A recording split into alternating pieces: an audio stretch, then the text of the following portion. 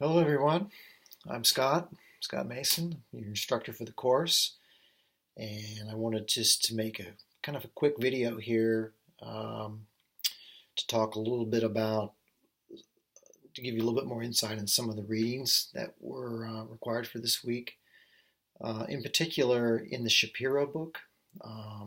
It's a really great chapter we had to read this week because it touched on the development of higher education in America in the earlier stages of the U.S.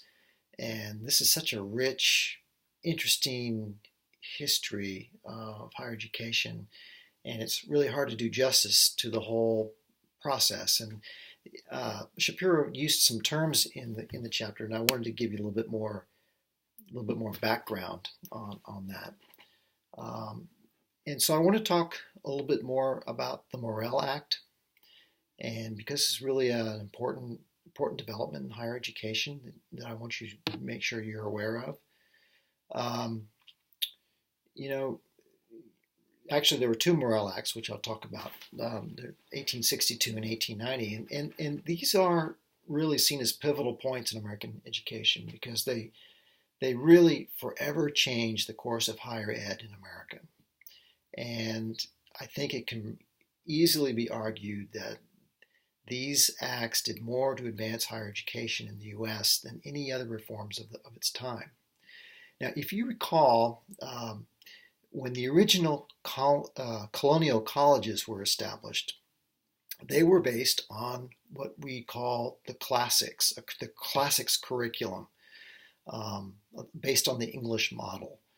I think Shapiro mentioned that in the chapter. And essentially what that was, a curriculum that was based on subjects such as Greek, Latin, religious studies, rhetoric, these types of this type of a curriculum. But what was happening at the time, and actually this served the United States, the early colonial period, pretty well for the first 100 years or so. But what started to happen was that the U.S. started to develop very quickly, and ultimately, this type of education was not really serving the United States in the way it could. And so the Morrill Acts were integral in trying to, in making a change in the way education, the type of education, and let me explain that a little bit. Let's see. So here we are in the colonial college era, and really the U.S. was stuck with a curriculum that was impractical for the developing nation, and really only available to a few students. It wasn't, education back then was not available to the masses.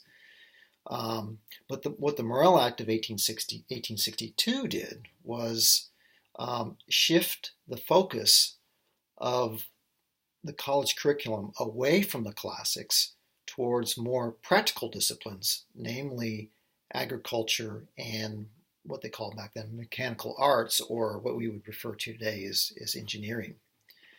Now, this shift was not achieved through a federal mandate requiring existing colleges to change. Instead, the new colleges, or you may have heard the term land grant colleges, were established with the assistance of the federal government.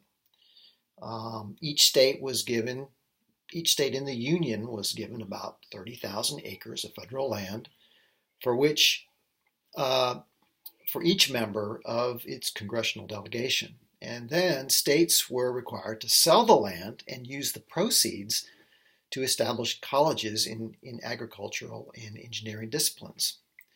And this was the Morrill Act, and this made it possible for states to establish colleges. It fulfilled a growing demand for agricultural and technical education in America, and this is very important, it ultimately made education more accessible to a broader spectrum of society. Again, remember,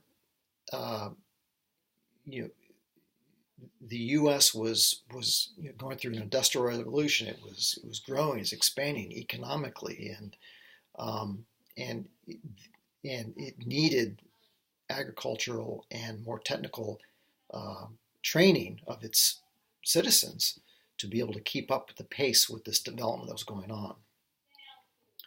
Now, it should be noted that the first Morrill Act of 1862 was passed during the Civil War. So it did not actually apply to the southern states that had seceded from the nation. It wasn't until about 1890, when the second Morrill Act was passed, that the terms of the original land grant colleges, land grant act was extended to 16 southern states.